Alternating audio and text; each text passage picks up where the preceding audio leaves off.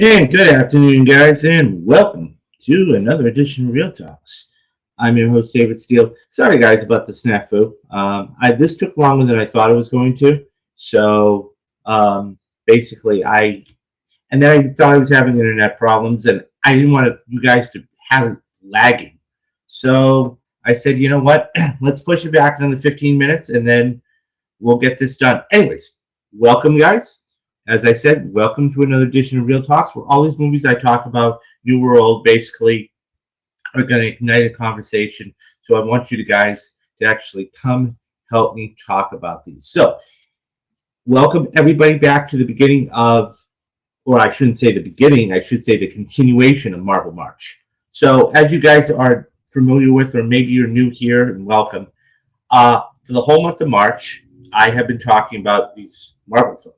The great Marvel films, not the average or subtile, the great Marvel films. I started out with Iron Man, then we went to Avengers Endgame, then we did Infinity War first, then we did Endgame, which, by the way, guys, I know I'm going backwards, but, then we just did Civil War. But I really wanted, today was a different one, so I wanted to talk to everybody about another one, and that's the Avengers.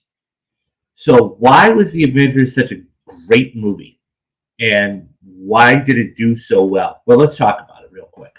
First and foremost, I want to talk about the numbers. So I know it's not the sexiest thing in the world, okay?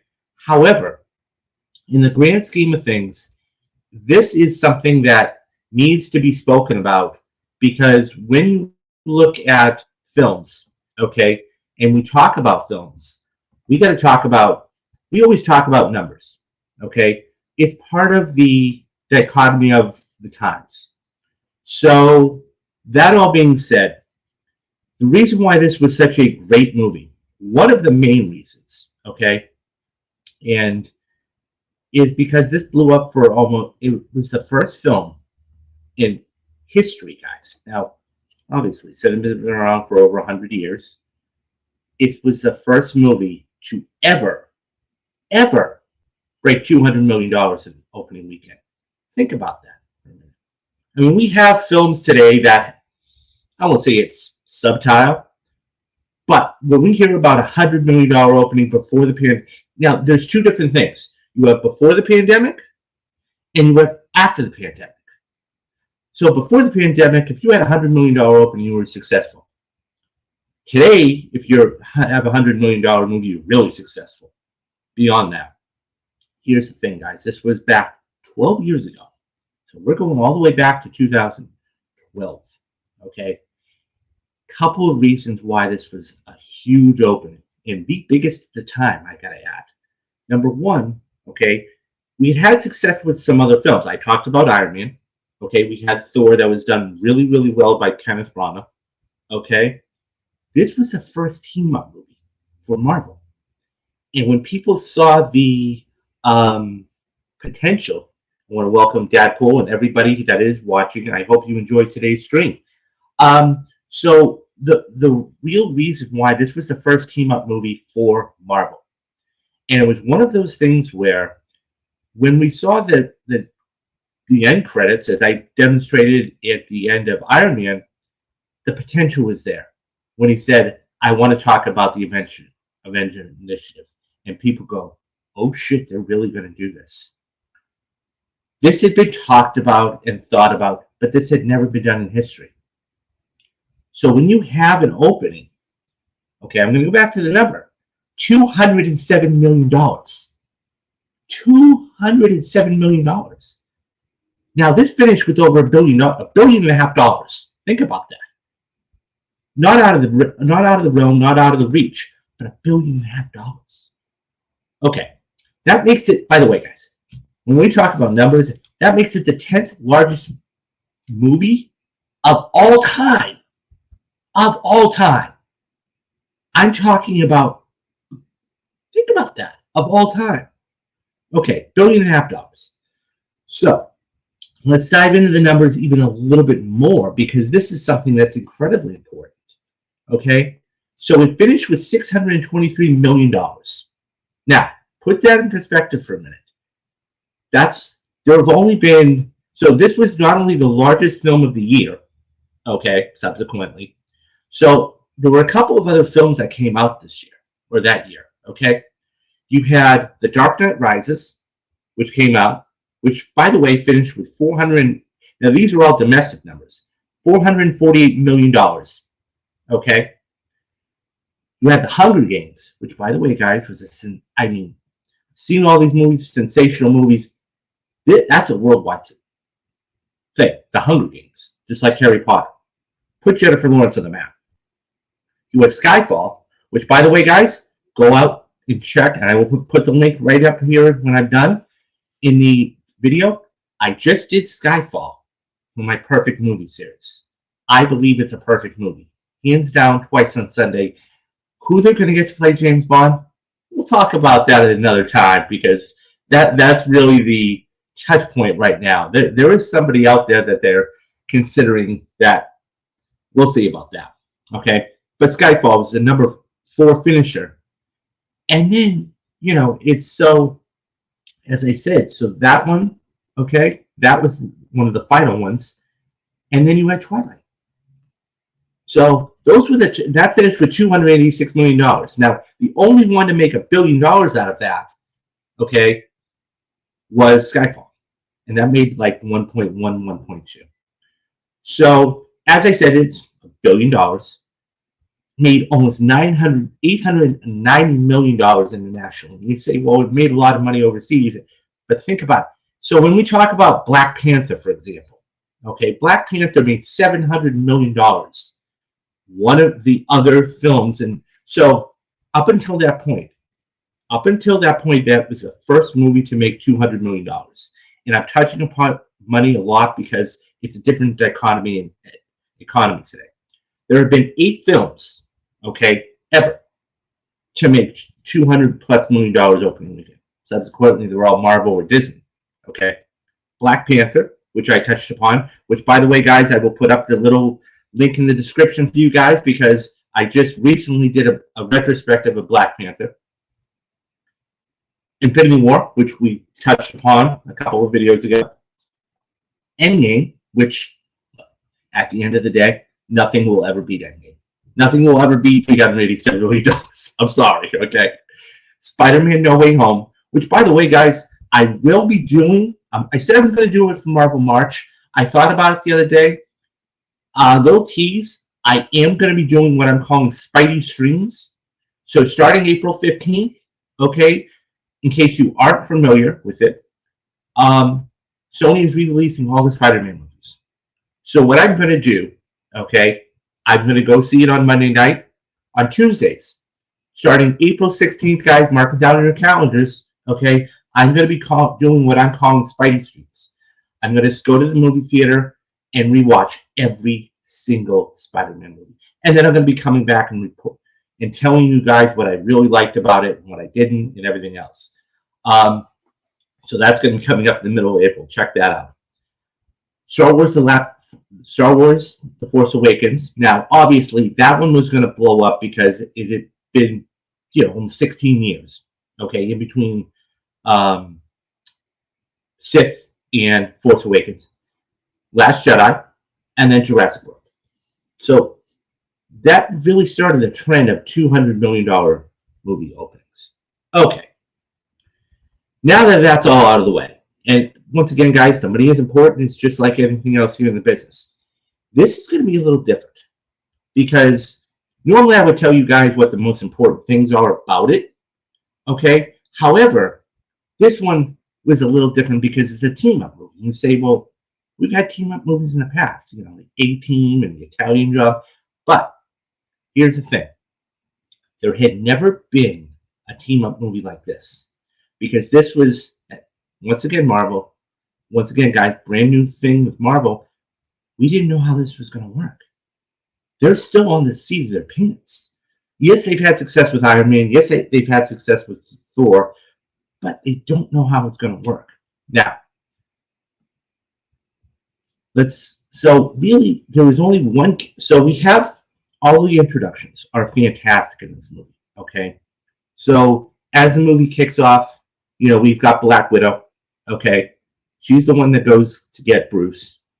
Okay, which, by the way, I found it very interesting. Okay, and very good. You have this big, gigantic Hulk that can smash and do anything he wants, and he's in a very secluded type of area, right? I thought that was fantastic, and we learn more about the Hulk as as the movie goes on, whether it's what its secret is, we find out what it is at the end, or how he's introduced, or anything else. There's another major hero that we get introduced to, and that's Cap. So Cap is obviously the guy. I mean, I just did Civil War the other day. Either you have, either you're on Team Cap or you're on Team Iron Man, right? The comedy in this, I'll get to the other comedy bits in a couple of minutes. But, as he's walking away, Nick says, well, is there something you could tell us about the Tesseract? He's like, you should have left it in the ocean. Just little things like that are just so well done and so well placed.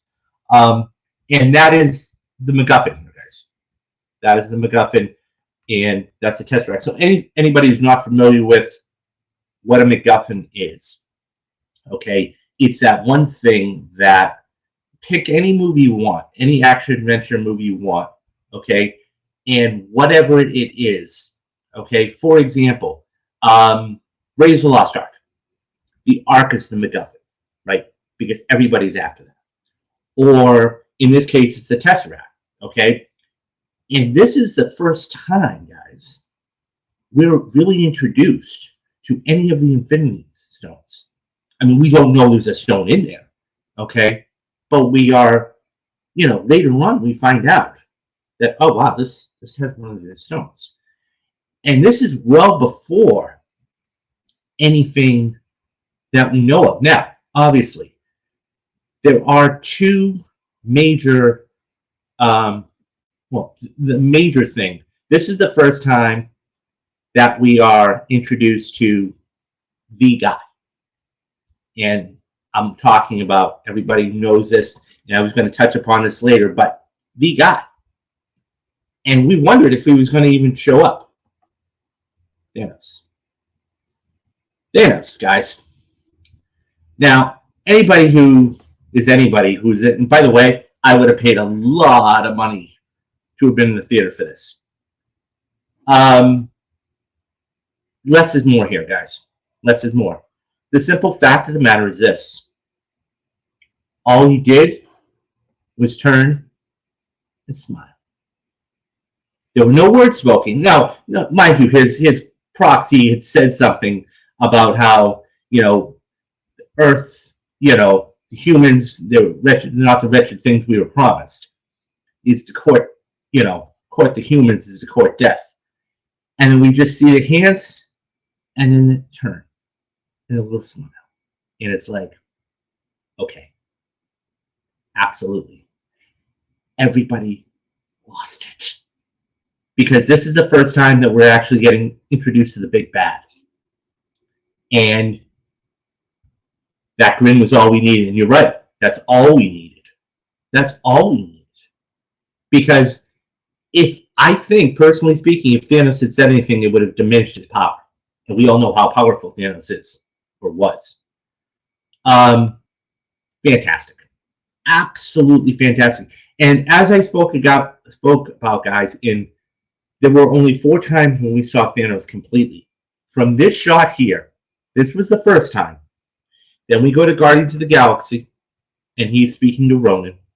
Then there's one other shot, and then at the end, credit scene, fine, I'll do it myself.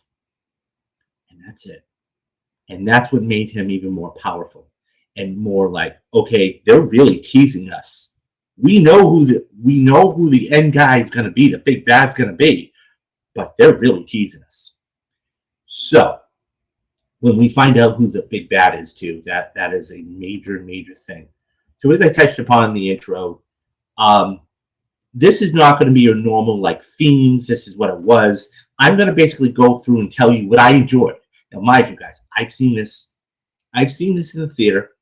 Okay, saw it twice in the theater. I don't think I ever saw the end credits, though, now that I think about it.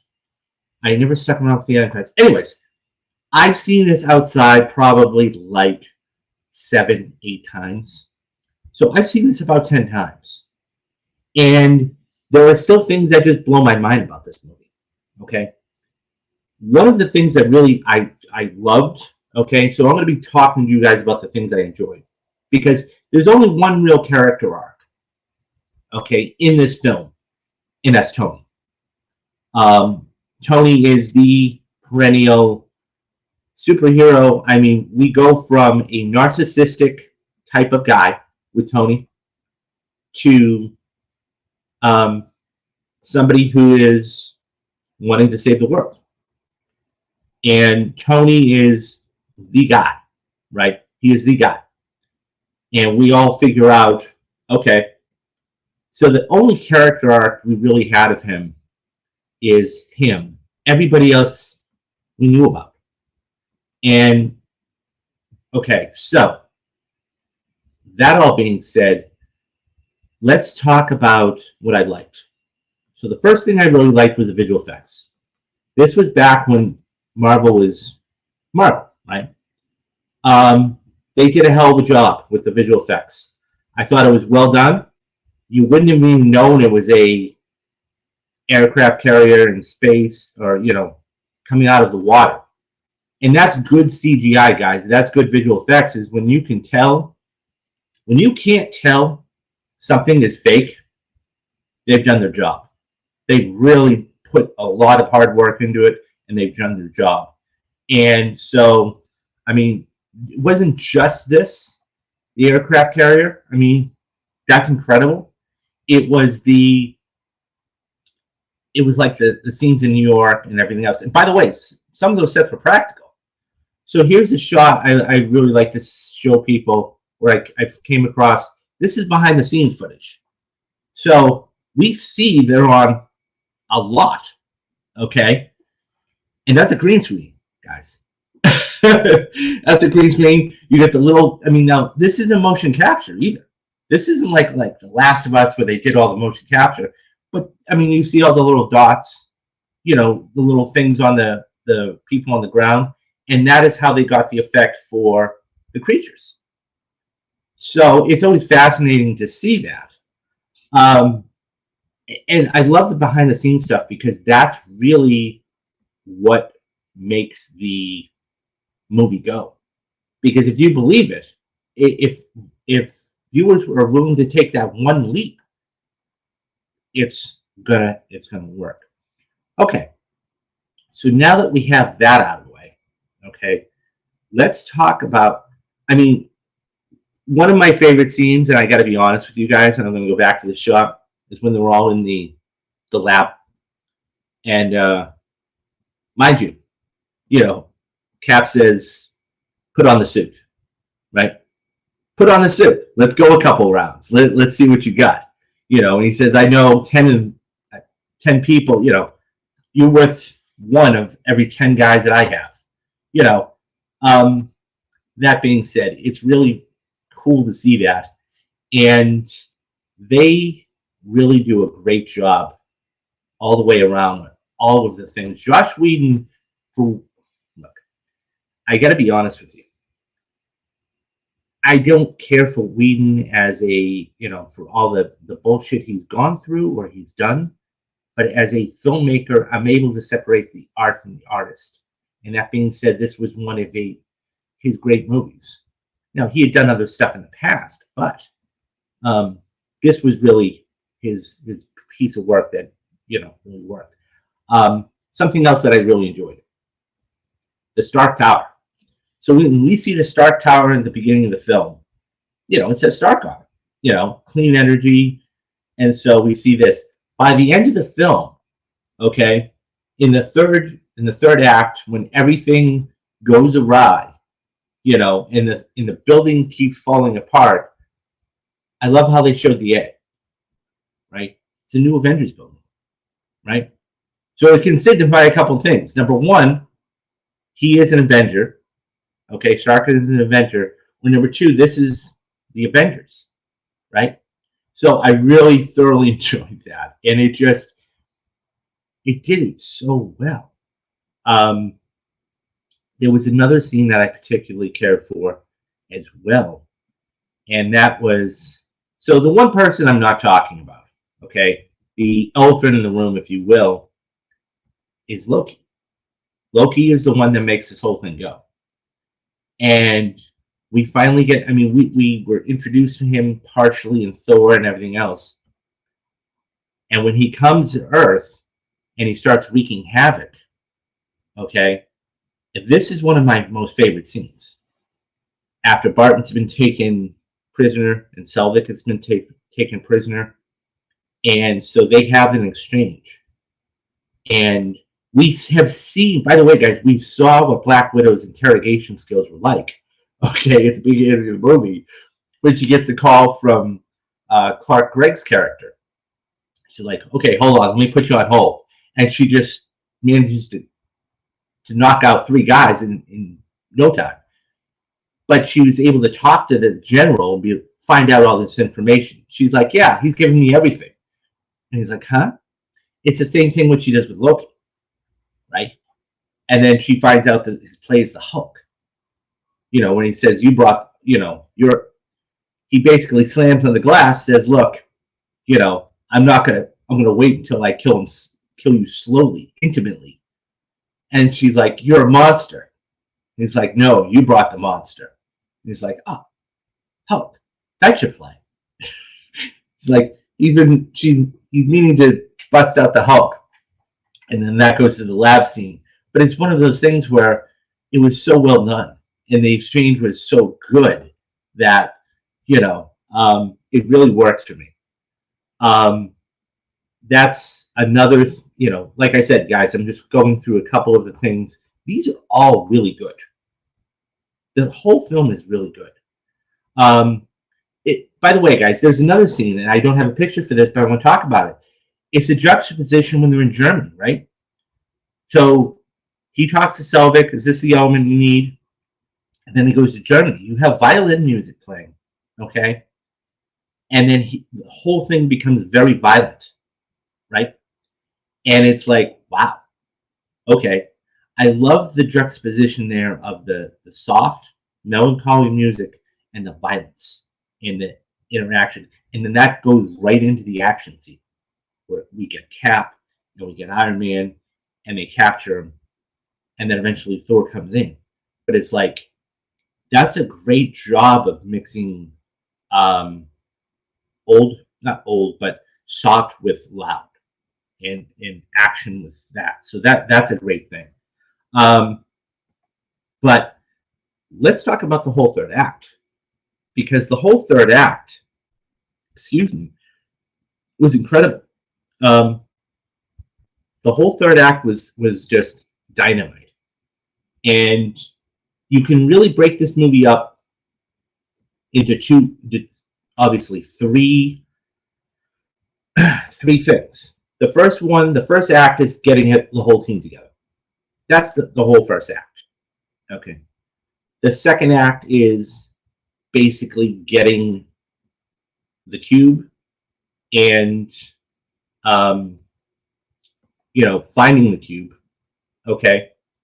And then the third, okay, is the final act, the final battle in New York. And when they did the final battle in New York, it was incredible. So let's talk about the third act, because that's one of those things that really makes this thing go and makes it. I gotta say, guys, this is a 2-hour and 34-minute movie, but it doesn't seem like it at all. I mean, we've all sat through movies that are boring, and you're like, is this thing ever going to end? And then we've gone through movies like a Dune 2, for example, where it just flies. Like Dune 2 was almost 3 hours. You wouldn't know it. You wouldn't know it at all. That being said, this was a fantastic third act, and it didn't drag. And that was an important thing. This is one of them. let me talk about the score again, if I didn't already in some of the other films, because they've kept the same guy. This is the most, when we talk about films and we talk about movies, there's always one shot in every movie or one scene. Think about your favorite movie and think about that one scene, whether it's the scene in Training Day, King Kong ain't got nothing on me, or whether it's the Avengers, or whatever it is. You know, there's that one scene, there's that one shot that's just magical. This is that scene when they're completely surrounded and you're getting all the aerial shots and everything else. And they look down, and then that music kicks in. And then, by the way, guys, it's almost the same. So the same guy who did the score for this has done pretty much everything.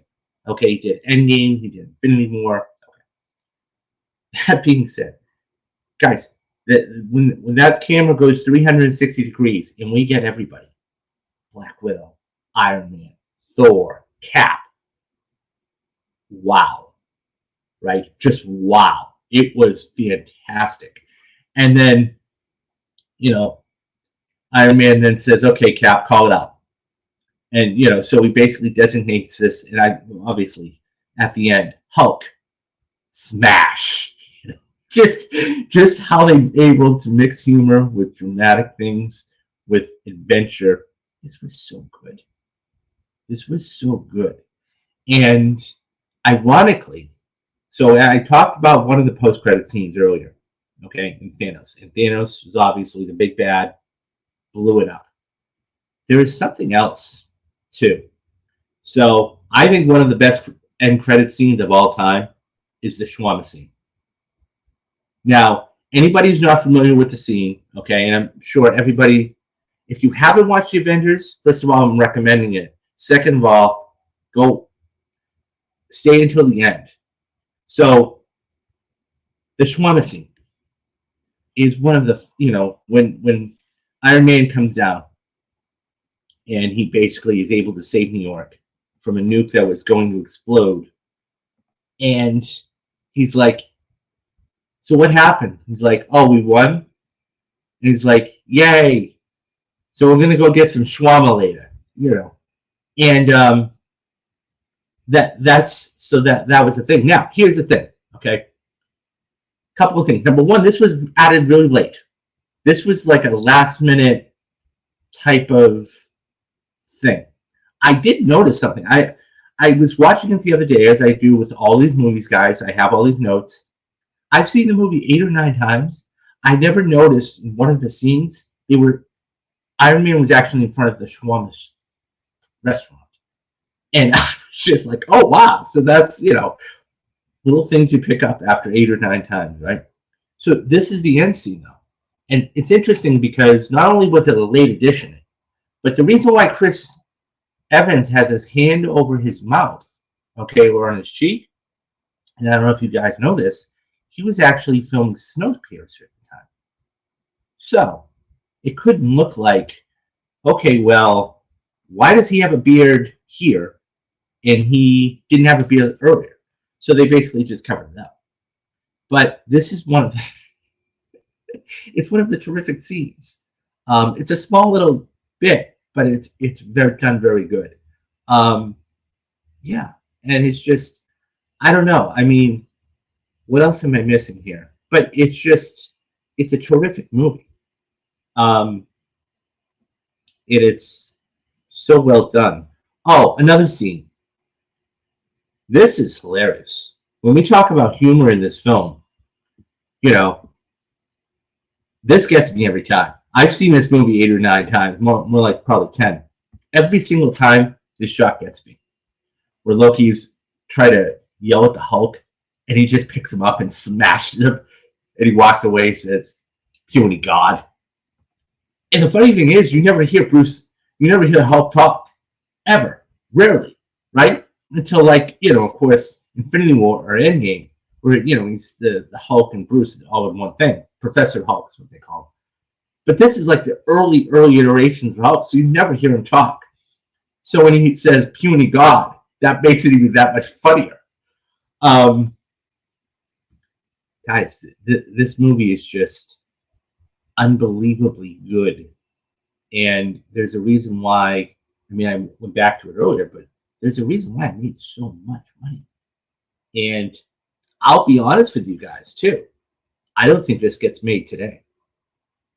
At the end of the day, um, I don't think this. I don't think this gets made today because it's just. I don't know, because they had everything. They had all the pieces in place back then, and I think that there's a lot of things that would have gone wrong. And so, I mean, this had a $200 million budget and everything else, but this just overall worked. I don't think there's anything. Um, I talked about how they did the building with the Stark building. One final note, I should say this, and now it's interesting all these years later, right? So there's a little somebody in this film that went on to do a huge game later on. In case you guys don't know who that is, or maybe you do, that's Ashley Johnson. She's the one who went on to do the voice of Ellie in The Last of Us. And of course, she was in one of the episodes playing Ellie's mother. But that's interesting, right? I won't say cameo because we didn't really know that she was going to go on and do what she did, but that's cool. To get a callback, to be able to look at a film 12 years ago and go, wow, that's, yeah. So, because when you go back, if you don't know who it is, and then you go, is that who I think it is? And then you'll maybe rewind it or check it out, or you go into IMDb and go, oh, wow, it is. So that's a cool little get, too. But yeah, it's a fun little Easter egg. You're right. It is a fun little Easter egg. It is one of those things where you don't really know who it is, or you think you know who it is, and then when you check it out, you're a little surprised about it. But yeah, guys, this is fantastic. This is one of the great Marvel movies of all time. I mean, we're 30 plus movies into this. I've done, this is my 5th or 6th movie doing it. And it's just, this is premium, top notch, well done Marvel. And they would go on to do, several more good quality films. And I'll talk about a couple of those, as we wrap up here, but it's like, wow, there's not much else to say about this, guys. This is one of those movies that if you haven't seen the Avengers, wow. I'm jealousy, really, because I think the first time you sit down and watch this, you're really, really going to enjoy this. Yeah, so. But that is the Avengers. And that is something that I really enjoyed. This Avenger movies is much, much better than the Uma Thurman. Yes. So anybody who doesn't know, that's Ralph Fiennes. So that's the movie. It's with Uma Thurman and Ralph Fiennes, and there is another film out there called The Avengers. So it is very interesting that we look upon that today. But so, what is coming up on the channel? So much stuff, guys. First and foremost, okay, I said that we're only, we've got 9 days left here in March, okay? What I'm going to do is I have 2 or 3 other films slated for the rest of the month, okay? And so I have Winter Soldier, okay, that I'm going to do for you guys. And that one, and I'm going to do Guardians of the Galaxy for you guys. As I said, I'm going to hold off on No Way Home because, I'm going to be doing the Spidey streams. So, but the middle of April is going to be packed. Okay, so I'm going to go see The Dark Knight on the 16th. Okay, so Spider-Man starts on the 15th. Okay, I'm going to stream for you guys on the 16th. I'm going to take those Tuesdays off. Then that same week, or very close to that same week, we have Civil War coming out. A24 Civil War. By the way, guys, I just, on an off note, speaking of A24, I just went to go see Love Lies Bleeding last night. Loved it. It's different, but it's a very cool movie. I think Katie O'Brien gives a career performance. Ed Harris is fantastic in it. Go check it out. It's a good watch. But nonetheless, A24 is going to be having Civil War come out. I'm going to go cover that for you guys in the month of April. On April 1st, I will be streaming The Departed, the 2008 Best Picture winner. 2009, released in 2008 Best Picture winner, Martin Scorsese. Then we have Collateral.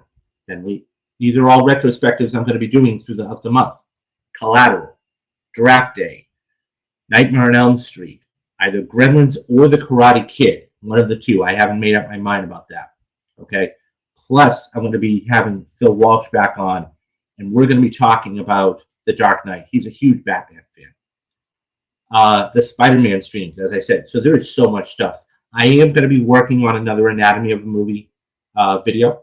I've got the first video all lined up. What I want to do, I want to talk about Heat. The coffee shop scene, I think it's one of the top 25 scenes ever put on film. And I want to really go through and talk about why he did what he did and when he did what he did. Okay. Moreover than that, guys. Okay. And I end every stream with this. And it's an important part. And it's memberships. And you say, oh, money? Really? He's going to ask me for money? No. First and foremost, I want you to look at this real closely. Okay. The reason why I bring this up, guys, is because this is a side hustle for me. Okay. I have a job that I work quite a bit at. And this is, this is what I love movies. But, okay, I want to do this as a full-time gig. Here's the thing. I put together a membership package. The first month for you guys is completely free. Completely free. It's not going to cost you a dime. What I tell people is this, okay? Go check out the content, okay? Go check out the retrospectives. Go check out, the Perfect Movie Series. Go check out, the interviews. Go check out Anatomy of a Movie. If you don't like it, don't stay subscribed. Don't take away the membership, okay? It's not going to cost you a dime. But if you do, if you really like it, you would be supporting me and helping me out a lot, okay? That all being said, okay, couple of things. Number one, okay, let's put it like this. $3 a month is like a cup of coffee at Starbucks. It's nothing, okay? $6 a month, if you're in Los Angeles, depending where you are in the country, gasoline, I just saw something the other day, it was $6.29, okay? $6 a month, that's all it's going to cost you. And if you want to go for the big one, the director, it's $9.99 a month. Now, here's the thing, guys. I've made this super cheap. HBO Max with ads is $9.99 a month. Netflix is just raising their prices again. Hulu at the end of the month, at the end of this month, is going to be stopping password. They're going to be cracking down on passwords.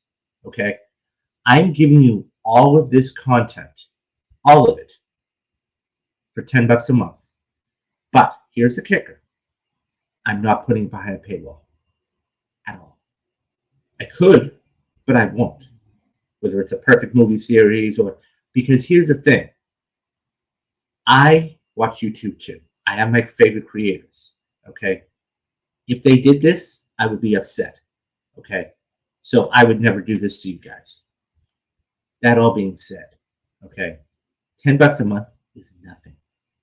And I do have goals, okay? I'm not just going to say, come give me money. I have goals. First and foremost, my first goal, I want to hit 2,000 subscribers by the end of this year. # road to 2,000, okay? The second goal is I want to get between 15 to 20 paid memberships by the end of this year. I think it's very doable. Okay. I'm not shooting for the stars because I know I'm still trying to grow and everything else. But 15 to 20 paid memberships by the end of this year. Okay. If you do nothing else, guys, nothing else, please hit that like and subscribe button, because what that does is two things. Number one, it tells me you like the content. Number two, you'll never miss a video, okay, whether it's a retrospective, anything to that nature, okay? And number three, it gets it out to other people too. Anybody who pops in here for just a few minutes and then, clicks on a video on the recommended, I want them to actually experience this. And because everybody loves movies, whether you're small or tall, whatever, okay? And I think that it's vitally important. Movies are part of the fabric of society, okay? Everybody has their favorite movie, okay? I still remember, 2 years old going to see Star Wars with my grandma, okay? But the point is that everybody has a favorite movie. And I'm trying to give you the best content I can. And the other thing too is any of this stuff, any of the money that you are, until I'm able to do this, is all going to go back. So it's going to get better and better. I'm going to be able to get better interviews. I'm going to be able to do more retrospectives. I'm going to be able to do the perfect movie, everything else like that, guys. So there are steps here, but I can't grow and I can't do this without your help. And I love doing this. This is just a part of it, okay? And this isn't me begging for money. I want you to put your money where your mouth is, right? Because money's tight for everybody today. I understand that. I'm in that position too, okay? I want your money to be well spent, but make up your own mind, because I could talk to you about this till I'm blue in the face. Go watch the videos. See if you like them. If you like them, subscribe. Okay? Deadpool, I got your back. Thank you very much. And Deadpool's been Deadpool's been a not only a subscriber, but a member for many months. Okay? I don't have to say this. He could tell you this. Okay? That all being said, though, I want you to, if you're going to spend the money, I want you to make sure it's going where you want it to go. But that's why I made the first month completely free. Okay? So, yeah, that's it. I do have goals, like I said, and I want to have this channel grow. I think about this all the time. So I have the whole, I mapped out 30, 40, 50 retrospectives for you guys. From Batman 1989 to Nightmare on Elm Street to another one I'm going to be doing too is Charlie's Angels, the 2019 Charlie's Angels movie. I got Joker on the list. I have so many retrospectives I want for you guys. Okay? So just keep that in mind. So, okay, guys. So that's going to do it for the Avengers. Coming up throughout the rest of the month, we've got 9 days left, 9 days left. Okay, as I said, Guardians of the Galaxy, Winter Soldier, and then we're going to save No Way Home. So you guys are going to get at least 2 more, maybe 3, but definitely 2 more retrospectives. Not even retrospectives, but having to do with Marvel March for the rest of the month. And that is going to do it for me today. So, guys, there are 3 things I ask every single day of everybody. 1 is be safe. 2 is be careful. And 3 is have a great rest of the day no matter where you are. Okay? I am David Steele. This has been Real Talks, and I will see you guys later.